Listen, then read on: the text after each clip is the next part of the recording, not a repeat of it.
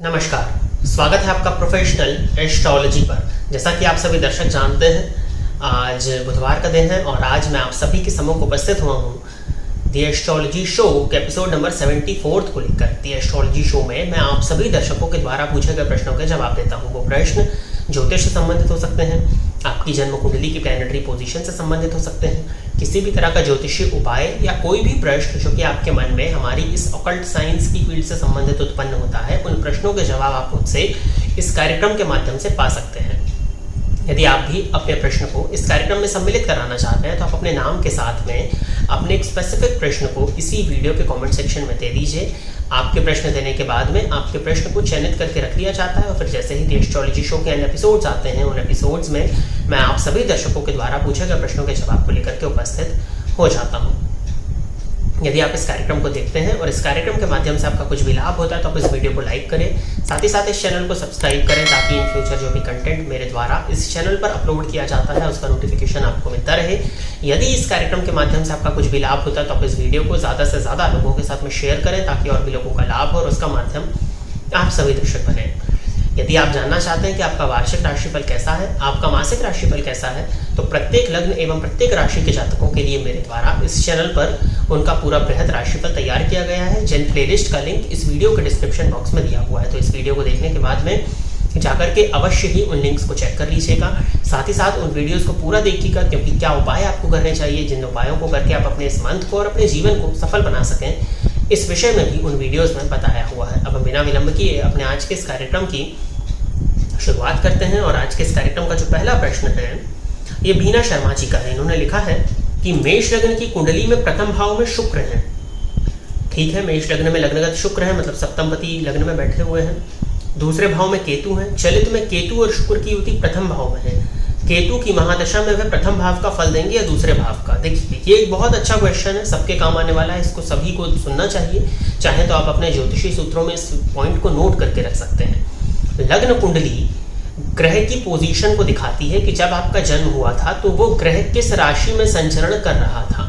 इनके अकॉर्डिंग जब इनका जन्म हुआ था तो उस समय आकाश में शुक्र मेष राशि में यानी कि इनके लग्न में गोचर कर रहे थे और केतु वृषभ राशि में यानी कि इनके द्वितीय भाव में गोचर कर रहे थे। परंतु जब हमने चलित चक्र को जाकर के देखा तो वहां पर अब वो लग्न की डिग्री के अकॉर्डिंग भी ये कई बार चेंज होता है। एक बृहद विषय है कि किस तरह से चलित में ग्रह की राशि बदलती है। परंतु जब आपने चलित चक्र को जाकर के देखा तो आपने देखा कि केतु जो जन्म कुंडली में वृषभ राशि में द्वितीय भाव में दिख रहे थे, वो चलित चक्र में मेष राशि में लग्न का फल दे रहे हैं।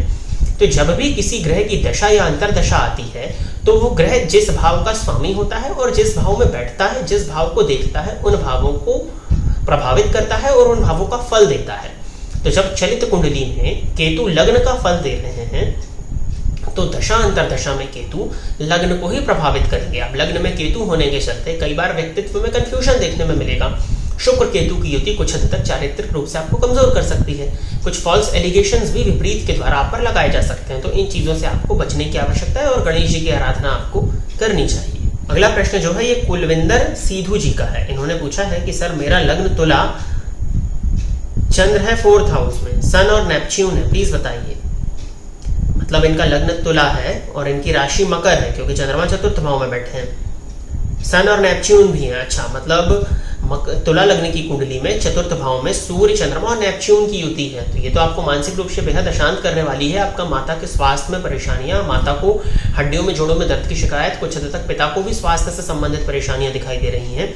वाहन इत्यादि में आए दिन की नई परेशानियों का निकल करके आ जाना, मानसिक रूप से ऐसा जातक बेहद अशांत हो जाता है, नींद आने में परेशानी हो जाती है, हृदय जन्य रोग की शिकायत भी देखने में मिलती है। तो कुछ हद तक परेशानी को ही प्रदर्शित कर रहा है। शनि के घर में ये युति बनी हुई है तो शनि की स्थिति को देखना होगा। परंतु फिर भी मैं आपको कहूंगा कि आप पूर्णिमा का उपवास करें। पूर्णिमा की शाम को 7 बजे के बाद में चंद्रमा को दुग्ध से अर्घ प्रदान करें, माता का सम्मान करें। नित्य शिव जी के मंदिर में जाकर के शिवलिंग पर जलाभिषेक करना आपके लिए काफी हद तक बेनिफिशियल होगा। इस उपाय को करिए और अगर परेशानी ज्यादा है तो एक बार जन्म कुंडली का अध्ययन बकायदा करा लीजिएगा। आगे बढ़ते हैं। अगला प्रश्न जो है इन्होंने नाम नहीं दिया है, फिर से मैं वही कहूंगा कि नाम दिया करें। ट्रिक्स भाई नाम से आईडी है। प्रश्न है इनका कि मेरा मिथुन लग्न है और मेरे बुध राहु 11th हाउस में है और जो आपने बताया सब 100% एक्यूरेट है। इसके बुरे इफेक्ट्स को कम करने के लिए कोई रेमेडी और प्रिकॉशन? अच्छा, पहले इन्होंने पूछा होगा बुध राहु की युति 11वें भाव में है, तो जो बताया वो एक्यूरेट है। इट मीन्स मैं फल बता चुका हूँ पहले। तो उपाय के तौर पर आपको गणेश जी की आराधना करनी चाहिए। गणेश जी का मंत्र ओम गंगणपतये नमः, नित्य 7 माला इस मंत्र का जाप करिए।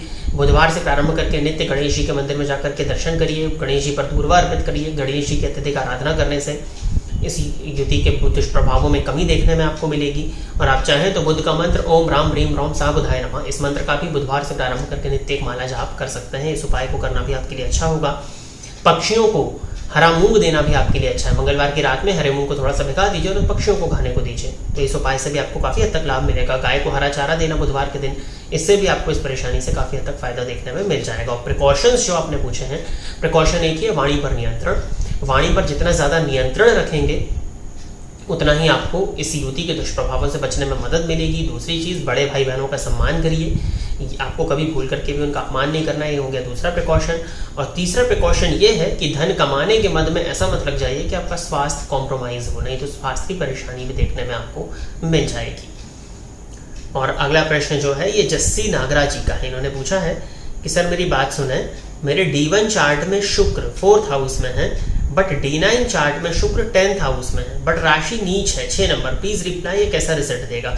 निसंदेह है आपका जन्मांक कुंडली में शुक्र दिग्बली अवस्था में है, परंतु नवमांश कुंडली में वो दिग्बल से सर्वथा विहीन, पहली चीज। दूसरी चीज, नीच राशि में है। नवमांश कुंडली में शुक्र का नीच राशि का हो जाना, स्पेशली पुरुष की कुंडली में, पत्नी और विवाह के सुखों को कमजोर कर देता है। कुंडली मिलाकर के ही विवाह करिए, देवी आराधना करिए, शुक्र के बीज मंत्र का जाप करिए, सिद्ध कुंजिका स्तोत्र श्री सूक्त का पाठ करिए, लक्ष्मी जी की अत्यधिक आराधना करिए। मेरी देवी आराधना करने से आपको कुछ हद तक लाभ तो देखने में मिलेगा, परंतु दाम्पत्य की क्वालिटी बहुत अच्छी आप एक्सपेक्ट नहीं कर सकते हैं अनटिल और अनलेस आपका कुंडली मिलान करके विवाह हुआ हो। कुंडली मिलान करके विवाह होगा तो प्रॉब्लम्स में काफी हद तक कमी आपको देखने में मिल जाएगी। तो प्रिय दर्शकों, इतने ही प्रश्नों को दी एस्ट्रोलॉजी शो के एपिसोड नंबर 74 के लिए सिलेक्ट किया गया था, और इतने ही प्रश्नों के जवाब को लेकर के आज मैं आप सभी के सम्मुख उपस्थित हुआ था। आशा करता हूं कि जितने भी लोगों के प्रश्नों के जवाब मैंने इस कार्यक्रम के माध्यम से दिए वो सभी संतुष्ट होंगे।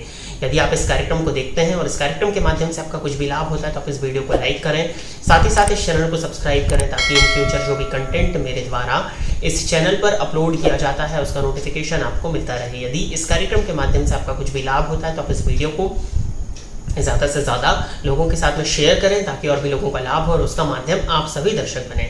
यदि आप भी अपने प्रश्न को इस कार्यक्रम में सम्मिलित कराना चाहते हैं तो अपने नाम के साथ में इस वीडियो के कमेंट सेक्शन में अपने प्रश्न को दे दीजिए। आज के इस कार्यक्रम में बस इतना ही रखते हैं। नमस्कार।